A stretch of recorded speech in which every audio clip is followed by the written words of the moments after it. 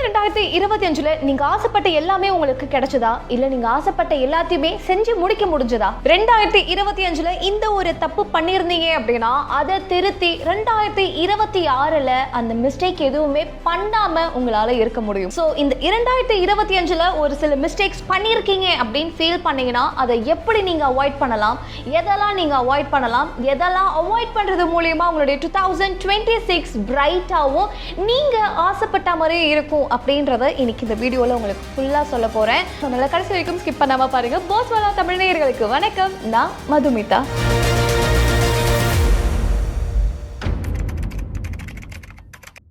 2025 ஆரம்பிக்கும் போது பல கனவுகளோட ஆரம்பிச்சிருப்போம். இந்த ஒரு வருஷம் ஒரு பிஸ்னஸ் ஸ்டார்ட் பண்ணலாம், இல்லை இந்த வருஷம் இவ்வளவு நான் சேமித்து வச்சிருக்கணும், என்னுடைய சேவிங்ஸ் அப்படின்றது அதிகமாக இருக்கணும் அப்படின்ட்டு பல பட்ஜெட்லாம் போட்டு நம்ம ஆரம்பிச்சிருப்போம்.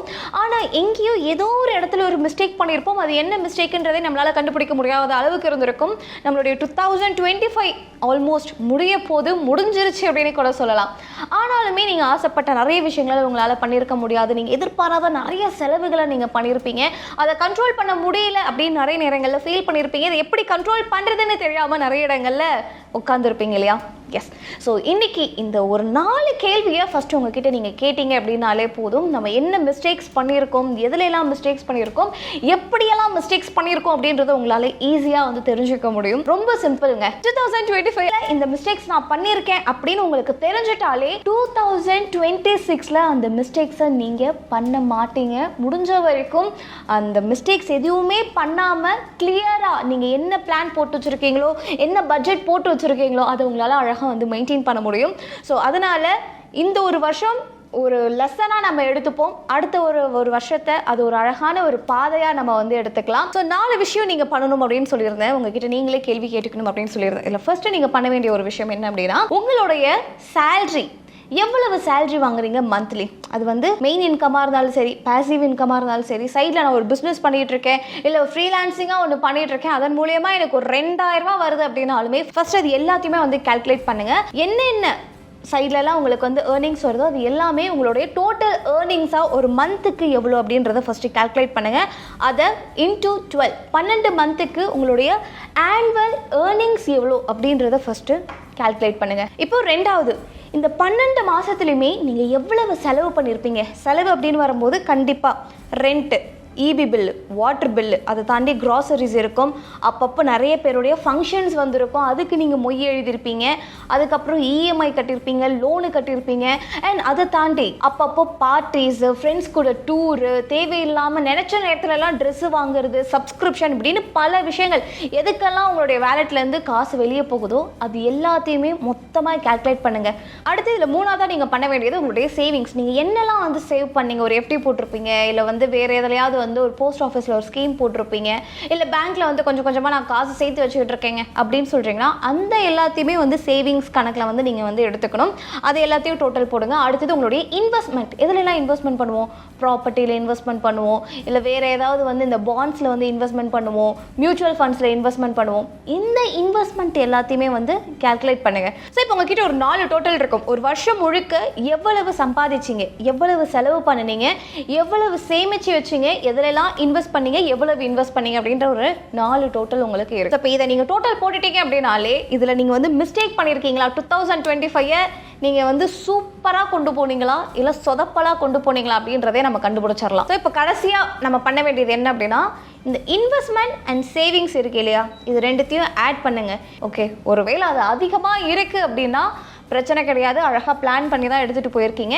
இன்னுமே அதை எப்படி இன்னும் பெட்டராக நீங்கள் கொண்டு போகலாம் அப்படின்றதுமே இந்த வீடியோவில் உங்களுக்கு நான் சொல்லுவேன். அதனால் கடைசி வரைக்கும் பாருங்கள். ஒருவேளை செலவுகளோட இந்த சேவிங்ஸையும் இன்வெஸ்ட்மெண்ட்டையும் நீங்கள் கம்பேர் பண்ணும்போது செலவு அதிகமாக இருக்குது அப்படின்னா நீங்கள் உங்களுடைய லைஃப்பை ஒரு பெரிய ஆபத்தில் கொண்டு போயிட்டுருக்கீங்க அப்படின்றது தான் அர்த்தமே. ஸோ ஒரு 5 ரூல்ஸை நீங்கள் ஃபாலோ பண்ணுற மாதிரி இருக்கும். ஃபர்ஸ்ட் ரூல், உங்களுடைய சேவிங்ஸ் அப்படின்ற ஒரு விஷயம் இருக்கு இல்லையா, இது எந்த ஆர்டரில் இருக்கணும் அப்படின்னா, ஃபஸ்ட்டு உங்களுடைய இன்கம் வரும். இன்கம் வந்ததுக்கப்புறமா நிறைய பேர் என்ன பண்ணுவோம், பட்ஜெட் போடும்போதே எடுத்ததுமே இந்த மாதம் கிராசரி பில்லு, ரெண்ட்டு, அதுக்கப்புறமா வேறு என்ன செலவுலாம் இருக்கோ அப்படியே டிக் பண்ணிக்கிட்டே வருவாங்க. கடைசியில் ஒரு 1000மோ 2000மோ மீந்து இருக்கும் இல்லையா. அதை எடுத்துகிட்டு போய் ஓகே சேவிங்ஸில் போடுவோம் அப்படின்னு வந்து போடுவோம் இல்லையா. அந்த மாதிரி இல்லாமல் எடுத்ததுமே எனக்கு ஒரு 40,000 50,000 சம்பளம் வருது அப்படின்னும் போது 10,000 15,000 எடுத்து நான் சேவிங்ஸுக்கு வச்சுருவேன். இந்த சேவிங்ஸ் போக எனக்கு ஒரு தொகை இருக்குது இல்லையா, இதை தான் நான் என்ன பண்ணணும், பிரித்து கொஞ்சம் கொஞ்சமாக நான் செலவுக்கு கொடுக்கணுமே தவிர செலவு போன மீதியை உங்களுடைய சேவிங்ஸ்க்கு நீங்கள் கொடுக்கக்கூடாது. ஸோ அதே மாதிரி இந்த சேவிங்ஸ் அப்படின்றது மாதத்தில் 2 டைம் இருக்கிற மாதிரி பார்த்துக்கோங்க. ஓகேவா, ஃபஸ்ட்டு சம்பளம் வரும், சம்பளம் வந்ததுமே நம்ம சேவிங்ஸுக்கு ஒரு அமௌண்ட்டை எடுத்து இப்படி ஓரமாக வைப்போம். எதில் வைப்போம், நீ எஃப்டிக்கு போடுற மாதிரி இருக்கும், இல்லை இன்வெஸ்ட்மெண்ட் பர்பஸ்க்காக ஸ்டாக் மார்க்கெட்லையாப்பா ஓகேப்பா இன்னைக்கு ஒரு 5,000 ஒரு ஸ்டாக் வாங்குவோம், 10,000 ஒரு ஸ்டாக் வாங்குவோம் அப்படின்னு தனியாக எடுத்து வைப்போம் இல்லையா. இது போக மாதத்தில் ஒரு 15 நாள் முடிஞ்சிடும். மறுபடியும் மாதத்தில் என்னது நடுவில் ஒரு நாள் இருக்கும் இல்லையா, 15ஆவது நாளோ 20ஆவது நாளோ, அந்த நேரத்தில் மீதி ஏதாவது ஒரு தொகை வந்து இருக்கும் உங்ககிட்ட. ஓகே இப்போது என்கிட்ட ஒரு 10,000 இருக்குது, ஆனால் இந்த மீதி 15 நாளைக்கு ஒரு 8,000 ஒரு 7,000 இருந்தால் போதும் அப்படின்னு உங்களுக்கு ஃபீல் ஆகும் இல்லையா. அப்போ இருக்கக்கூடிய அந்த 3,000 என்ன பண்ணணும் அப்படின்னா மறுபடியும் எதுலையாவது நீங்கள் இன்வெஸ்ட் பண்ணுற மாதிரி பார்த்துக்கோங்க. அதான் 3,000 இருக்கே கொஞ்சம் தாராளமாக இந்த மாதம் செலவு பண்ணிக்கலாம் அப்படின்னு நினச்சிங்கன்னா உங்களுடைய செலவு அதிகமாகிக்கிட்டே இருக்குமே தவிர உங்களுடைய சேவிங்ஸ் அதிகமாக ஆகாது. அதனால் முடிச்ச வரைக்கும் மாதத்தில் ஒரு 2 தடவை உங்களுடைய சேவிங்ஸ் இருக்கிற மாதிரி பார்த்துக்கோங்க. ஓகே, ஸோ இப்போ 3ஆவதாக இருக்கக்கூடிய விஷயம் என்ன அப்படின்னா இந்த சேவிங்ஸ் இருக்கு இல்லையா, அதையுமே முடிஞ்ச வரைக்கும் இந்த ஆட்டோ மோடில் போட்டு வச்சுக்கோங்க. ஆட்டோமேட்டிக்காக அது போய் டெபாசிட் ஆகிற மாதிரி, சேலரி வரும் வந்த ஒரு அரை மணி நேரத்தில் அந்த சேவிங்ஸ் அக்கௌண்ட்டுக்கு போகிற மாதிரி ஆட்டோவாக போய் டெபிட் ஆகிற மாதிரி நீங்கள் பார்த்துக்கிட்டீங்கன்னும் போது ஐயோ நான் இந்த மாதம் கட்டலையே மறந்துட்டே சேவ் பண்ணி அப்படின்ற ஒரு பிரச்சனை உங்களுக்கு இருக்காது. ஸோ இப்போ இதில் 2ஆவதாக நம்ம பார்க்கக்கூடியது உங்களுடைய செலவுகளை நீங்கள் கால்குலேட் பண்ணணும். ஒரு சின்ன 5 ரூபாய்க்கு நான் ஒரு காய்கறி வாங்குறேன், கருவேப்பிலை வாங்குறேன் அப்படின்னாலுமே உங்களுடைய சேவிங்ஸில் என்ன மாதிரியான எக்ஸ்பெண்டிச்சர் பண்ணுறீங்க, என்ன மாதிரியான செலவுகள் பண்ணுறீங்க அப்படின்றத நீங்கள் நோட் பண்ணிட்டு வாங்க. ஒருவேளை நீங்கள் வந்து 2025 அதை நீங்கள் நோட் பண்ணி வச்சுருந்தீங்க அப்படின்னா தாராளமாக உங்களுக்கு தெரிஞ்சிருக்கும் என்னென்னா எதெல்லாம் தேவையுள்ள செலவு எதெல்லாம் தேவையில்லாத செலவு அப்படின்றத உங்களால் வந்து பிரித்து பார்க்க முடியும். ஓகே கிராசரி இவ்வளவு தான், ஒரு மந்த்துக்கு நான் 5,000 நான் வந்து மளிகை ஜாமான் வாங்குறேன் அப்படின்னும் போது உங்களுக்கே தெரியும் எதுக்கு ஒரு 3 பேர் இருக்கிற வீட்டுக்கு 5,000 இல்லை 2 பேர் இருக்கிற வீட்டுக்கு 5,000 3,000 மளிகை ஜாமான் வாங்கலாமே அப்படின்னு அதில் உங்களால் குறைக்க முடியும். செலவுகளை வந்து ஒரு லிஸ்ட் எடுங்க, அதில் எது தேவையில்லாத செலவு எது தேவையுள்ள செலவு அப்படின்றத பார்த்து அதுக்கு தகுந்த மாதிரி செலவுகளை பண்ணிக்கோங்க. சரி, இப்போ இதில் 3ஆவதாக பார்க்கக்கூடியது இந்த செலவுலாம் இருக்கு இல்லையா, இந்த செலவில் எதெல்லாம் உங்களுக்கு தேவையில்லாத செலவு அப்படின்னு தோணி இருக்குமோ அந்த தேவையில்லாத செலவை எல்லாத்தையுமே நீங்கள் 2026 சேவிங்ஸாக மாற்றணும். சப்ஸ்கிரிப்ஷன் வச்சுருப்பீங்க 4-5 சப்ஸ்கிரிப்ஷன், இப்போ இந்த 2 தான் எனக்கு தேவைப்படுது, மீதி இருக்கக்கூடிய இந்த 3 என்ன நீங்கள் பண்ணலாம், இதை கட் ஆஃப் பண்ணிவிட்டு அதை சேவிங்ஸில் இன்வெஸ்ட் பண்ணலாம். ஓகேவா, அடுத்து நான் வந்து மாதத்துக்கு ஒரு 4,000 ட்ரெஸ் வாங்குவேன் அப்படின்னா என்னால் ரொம்ப கண்ட்ரோல் பண்ண முடியாது, ஒரு 1,000 ட்ரெஸ் எடுத்துக்கிட்டு மீதி இருக்கக்கூட 3,000 நீங்கள் சேவிங்ஸில் இன்வெஸ்ட் பண்ண முடியும். இல்லை சேவிங்ஸ்லேயோ ஒரு எஃப்டிலையோ போடலாம், இல்லை வேறு ஏதாவது ஸ்டாக்ஸில் பண்ணுவீங்க, எஸ்ஐபியில் வந்து இன்வெஸ்ட் பண்ணக்கூடிய ஒரு நபராக இருக்கீங்கன்னும் போது அதில் நீங்கள் இன்வெஸ்ட் பண்ணலாம். ஓகே, ஸோ அதை தாண்டி க்ராசரிஸில் எங்களுக்கு மாதம் 10,000 வருது, வெளில ஹோட்டலில் போய் சாப்பிடுவோம் ஒரு 15,000 பில்லு வருது மாதத்துக்கே அப்படின்னா அதை குறைங்க, ஒரு 6,000 3,000 5,000க்கு குறைச்சிட்டு மீதி இருக்கக்கூடிய தொகை நீங்கள் என்ன பண்ணலாம் அப்படின்னா சேவிங்ஸில் பண்ணலாம். ஸோ இதில் 4ஆவதாக இருக்கக்கூடியது ரிட்டையர்மெண்ட் பிளான்ஸ். இப்போ நான் சம்பாதிக்கிறேன், இப்போ நான் செலவு பண்ணுறேன், இப்போ நான் வந்து சேர்த்து வைக்கிறேன் அப்படின்றத தாண்டி ஃப்யூச்சருக்கு நான் இப்போது ஓடியாடி சம்பாதிக்கிறேன், ஓகே அதெல்லாம் ஃபைன், நான் சம்பாதிக்காத நேரத்துலையுமே நான் இப்போ சம்பாதிச்சது எனக்கு வந்து கை கொடுக்கணும் அப்படின்னா என்ன பண்ணணும், நீங்கள் இன்வெஸ்ட்மெண்ட் பண்ணணும். ஏதாவது ஒரு நல்ல பிளான் ரிட்டையர்மெண்ட்டை வந்து நீங்கள் கன்சிடர் பண்ணி அதுக்கு தகுந்த மாதிரியான நிறைய ஸ்கீம்ஸ் வந்து இருக்குது, கவர்மெண்ட் ஸ்கீம்ஸே. ஸோ அதில் நீங்கள் இன்வெஸ்ட் பண்ணுறீங்கன்னும் போது இப்போ நீங்கள் சேர்த்து வைக்கிறது உங்களுக்கு ஒரு 30 வருஷமோ 40 வருஷமோ உங்களுக்கு 60-70 வயசு ஆகும்போது அந்த மாதிரியான நேரங்களில் உங்களுக்கு கண்டிப்பாக வந்து ஹெல்ப்ஃபுல்லாக இருக்கும். ஸோ முடிஞ்ச வரைக்கும் உங்களுடைய ரிட்டையர்மெண்ட்டை பற்றி நீங்கள் இப்போவே யோசிக்க வேண்டியது ரொம்ப ஒரு முக்கியமான ஒரு விஷயம்.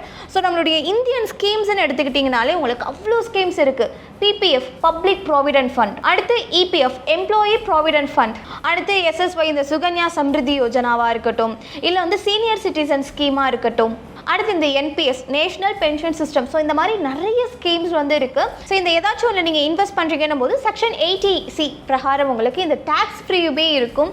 ஸோ என்ன இன்வெஸ்ட்மெண்ட் வந்து பண்ணுறீங்களோ என்ன ரிட்டர்ன்ஸ் கிடைக்குதோ அதை நீங்கள் முழுமையாக கூட வந்து வித்ட்ரா பண்ண முடியும். ஸோ முடிஞ்ச வரைக்கும் உங்களுடைய ரிட்டையர்மெண்ட்டை வந்து கன்சிடர் பண்ணி அதுக்கு தகுந்த மாதிரியான நிறைய பிளான்ஸில் வந்து இன்வெஸ்ட் பண்ண ஸ்டார்ட் பண்ணுங்கள். ஓகே, ஸோ இப்போ இதில் 5ஆவதாக இருக்கக்கூடிய ஒரு ரொம்ப முக்கியமான ஒரு விஷயம், இதில் நிறைய பேர் பண்ணக்கூடிய ஒரு மிஸ்டேக்கே இந்த ஒரு இடத்துல தான். நல்லா அழகாக பட்ஜெட் போடுவாங்க, பிளான்லாம் போட்டு ஒரு நல்ல ஒரு எஃப்டிலையோ ஒரு ஆர்டிலையோ வந்து ஒரு 10 இயர் டென்யூர் 15 இயர் டென்யூர்லாம் என்ன பண்ணுவாங்க அப்படின்னா இன்வெஸ்ட்மெண்ட் பண்ணுவாங்க. நல்லா பண்ணுவாங்க. பண்ணதுக்கப்புறம் அதை ப்ரொடெக்ட் பண்ண மாட்டாங்க. ப்ரொடெக்ட் பண்ணுறதா அப்படின்னா என்ன அப்படின்னு கேட்டிங்கன்னா, நான் 10 இயர் டென்யூரில் ஒரு எஃப்டி ஒன்று போடுறேன்னு வச்சுக்கோங்களேன். போட்டு 10 இயர் முடிஞ்சதுக்கப்புறமா அதை எடுத்து தாம் தூம்னு நல்லா செலவு பண்ணிடுவாங்க. அதை அப்படி பண்ணுறதுக்கு பதிலாக 10 இயர் முடிஞ்சிருச்சு, மறுபடியும் அதை எடுத்து நான் ஒரு 15 இயருக்கு இன்னொரு ஸ்கீமில் நீங்கள் அதை இன்வெஸ்ட்மெண்ட் பண்ணலாம். ஸோ இப்படி ப்ரொடெக்ட் பண்ணுறது மூலியமாக உங்களுக்கு ஒரு நல்ல ரிட்டர்ன்ஸ் கிடைக்கும், பெரிய அளவில் ஒரு ரிட்டர்ன்ஸ் கிடைக்கும். ஸோ இந்த ஒரு இடத்துல தான் நிறைய பேர் வந்து மிஸ்டேக்கே பண்ணிடுறோம். அதே மாதிரி நிறைய பேர் கஷ்டப்பட்டு சேர்த்து வைக்கிற காசை எப்படி எதில் கரெக்டாக வேறு ஒரு இதில் இன்வெஸ்ட் பண்ணுறது அப்படின்றது ஒன்று தெரியாது. ஓகேப்பா, பல்காக ஒரு அமௌண்ட் வந்திருக்கு, ஓகே எடுத்து கல்யாணத்தை பண்ணுங்க, ஒரு 30 லட்சத்துக்கு 40 லட்சத்துக்கு கிராண்டாக ஒரு கல்யாணத்தை பண்ணலாம் அப்படின்ட்டு 20 வருஷ சேவிங்ஸை 30 வருஷ சேவிங்ஸை எடுத்து ஒரே ஒரு நாள் ஒரு ஆடம்பர ஒரு விசேஷத்துக்கு செலவு பண்ணி முடிச்சிருவோம். ஸோ அந்த மாதிரி இல்லாமல் அதுவே அந்த 30 லட்சத்தை எடுத்து சிம்பிளாக ஒரு மேரேஜ் ஒன்று இருக்குது, அதுக்கு வந்து பையன் கல்யாணம் இருக்குது, ஒரு சிம்பிளாக ஒரு மேரேஜை முடிச்சுட்டு மறுபடியும் அந்த 20 லட்சத்தை மீதியை உங்கள் பையன்கிட்ட நீங்கள் அவங்க பேரில் ஏதாவது ஒரு ஸ்கீமில் போட்டு கொடுக்குறீங்கன்னும் போது அது அவங்களுக்கு யூஸ்ஃபுல்லாக இருக்கும். இன்னும் ஒரு 10 வருஷம் ஒரு 20 வருஷத்துக்கு நீங்கள் அவங்களுக்கு ஒரு சேஃபர் சைடுக்கு கொடுக்கலாம். ஸோ அந்த மாதிரி நிறைய பேர் பண்ணுறதே கிடையாது. மொத்த அவங்களோட ஆயுள் முழுக்க சேர்த்து வச்ச மொத்த காசையுமே அதை எப்படி மறுபடியும் பத்திரம் பண்ணுறதுன்னு தெரியாமல் தாம் தூம்னு செலவு பண்ணிவிடுவோம். ஸோ அந்த மாதிரி இல்லாமல் முடிஞ்ச வரைக்கும் அதை அழகாக வந்து சேர்த்து வைங்க. ஓகேவா? இந்த இயர்லி பட்ஜெட்டே போடக்கூடிய நிறைய பேர் செய்யக்கூடிய மிஸ்டேக்குமே இதுதான். வருஷம் முழுக்க நான் காசு கொஞ்சம் கொஞ்சமாக சேர்த்து வைப்பேன் போதும், ஆனால் என்ன பண்ணுவேன், வருஷம் முடிஞ்சதுக்கப்புறமா எடுத்துக்கிட்டு ஒரு இன்டர்நேஷ்னல் ட்ரிப்பு போயிட்டு வருவோம். போ என்ன இருக்குது, மனுஷன் வாழ்கிறதே வந்து எல்லாத்தையும் அனுபவிக்க தானே அப்படின்ட்டு அப்படி வந்து செலவு பண்ணிடுவாங்க. அதே ஒரு திடீர்னு ஒரு எமர்ஜென்சி ஒரு செலவு ஒன்று வந்துடும், ஒரு மெடிக்கல் எக்ஸ்பெண்டிச்சர் ஏதாவது வந்துருச்சுன்னு வச்சுக்கோங்களேன். அந்த மாதிரியான இடத்துல என்ன பண்ணுறது அப்படின்ட்டு நிறைய பேர் வந்து கன்ஃபியூஸ் ஆகிடுவாங்க. ஸோ இதையுமே வந்து கன்சிடர் பண்ணுங்கள். சப்போஸ் இப்போ நான் சொன்னேன் இல்லையா இந்த மெடிக்கல் எமர்ஜென்சி அப்படின்ட்டு, இந்த மாதிரியான நேரங்களில் உங்களுக்கு கண்டிப்பாக இது உங்களுக்கு ஹெல்ப்ஃபுல்லாக இருக்கும். என்ன அப்படின்னா ஆக்சிஸ் மேக்ஸ் லைஃபோடைய ஸ்மார்ட் டேர்ம் ப்ளஸ். எஸ், இந்த ஒரு டேர்ம் இன்சூரன்ஸை மாதம் வெறும் 578 ரூபா கட்டி நீங்கள் எடுத்து வச்சுட்டீங்க அப்படின்னா உங்களுக்கு ஏதாச்சும் ஒன்று ஆயிடுச்சுன்னு வச்சுக்கோங்களேன், அந்த மாதிரியான நேரங்களில் உங்களுக்கு கை கொடுக்கும். உங்களுடைய ஏஜ் அண்ட் உங்களுடைய ப்ராப்ளம்ஸ்க்கு தகுந்த மாதிரி உங்களால் 1 கோடி வரைக்கும் கிளைமை வந்து கவர் பண்ணிக்க முடியும். அது மட்டும் இல்லாமல் இப்போ நீங்கள் அதை எடுக்கணும் அப்படின்னு நினச்சிங்கன்னா 15% டிஸ்கவுண்ட் கிடைக்கும். அதுவே நீங்கள் ஒரு விமன் சேலரிடு பர்சனாக இருக்கீங்க அப்படின்னும் போது கூடுதலாக உங்களுக்கு லைஃப் டைம் 15% டிஸ்கவுண்ட் கிடைக்கும். இது மட்டுமா அப்படின்னு நினச்சிங்கன்னா கண்டிப்பாக கிடையாது. கூடுதலாக 3 hours கிளைம் செட்டில்மெண்ட் கேரண்டியோட 99.70% கிளைம் செட்டில்மெண்ட் ரேஷியோவும் இருக்குது, 100% எக்ஸிட் வேல்யூவோட. ஸோ இந்த ஆக்சிஸ் மேக்ஸ் லைஃபோடைய ஸ்மார்ட் டேர்ம் ப்ளஸ் நீங்கள் எடுக்கணும் அப்படின்னு நினச்சிங்கன்னா இந்த வீடியோ டிஸ்கிரிப்ஷனில் அதுக்கான லிங்க் இருக்குது, அதை நீங்கள் கிளிக் பண்ணி தாராளமாக எடுத்துக்கலாம். ஸோ 2025 கண்டிப்பாக நிறைய பேர் நிறைய மிஸ்டேக்ஸ் பண்ணியிருப்போம். இப்போ சொன்னதுலேயே நானே வந்து ஒரு சில மிஸ்டேக்ஸ் வந்து பண்ணியிருக்கேன். என்னோட எக்ஸ்பெண்டிச்சரே என்னுடைய சேவிங்ஸை விட அதிகமாக தான் இருக்குது. ஸோ அப்படி இருக்கும்போது இது எல்லாத்தையுமே கன்சிடர் பண்ணி 2026 எந்த ஒரு மிஸ்டேக்கும் இல்லாமல் நீங்கள் ஆசைப்பட்ட மாதிரியே செலவுகளும் பண்ணிக்கலாம். அட் த சேம் டைம் நீங்கள் உங்களுடைய சேவிங்ஸையுமே அதிகப்படுத்திக்கிறதுக்கு ஒரு சில அழகான ஒரு 5 ரூல்ஸ் வந்து சொல்லியிருந்தேன். அதுக்கு முன்னாடி நீங்களே கேட்டுக்க வேண்டிய 4 கேள்விகளையுமே வந்து சொல்லியிருந்தேன். கேட்டு பாருங்கள், பார்த்துட்டு எப்படி இருக்குன்னு பார்த்துட்டு அழகாக இப்போ நான் சொன்ன மாதிரி இந்த 5 ரூல்ஸை ஃபாலோ பண்ணுறீங்கன்னும் போது 2026 ஒரு அருமையான வருஷமாக உங்களுக்கு இருக்கும். நீங்கள் ஆசைப்பட்ட எல்லாமே உங்களுக்கு கிடைக்கும். அண்ட் என்னெல்லாம் நீங்கள் செய்யணும், எதிலெல்லாம் நீங்கள் வந்து உங்களை நீங்களே இம்ப்ரூவ் பண்ணிக்கணும்னு நினச்சிங்களோ அது எல்லாமே உங்களுக்கு கைக்கூடி வரணும் அப்படின்ட்டு இந்த டைமில் உங்களுக்கு விஷயம் பண்ணிக்கிறேன். ஆல் த பெஸ்ட், நல்லபடியாக பண்ணுங்கள். ஸோ இந்த மாதிரி இன்னொரு சுவாரஸ்யமான வீடியோவில் உங்களை வந்து சந்திக்கிறேன். Thank you so much. இந்த வீடியோ குறித்து ஏதாவது கமெண்ட்ஸ் இருக்குது அப்படின்னாலுமே தாராளமாக இந்த வீடியோடைய கமெண்ட் செக்ஷனில் அதை நீங்கள் பதிவு பண்ணலாம். Thank you so much. Boss Wallah. Be the boss.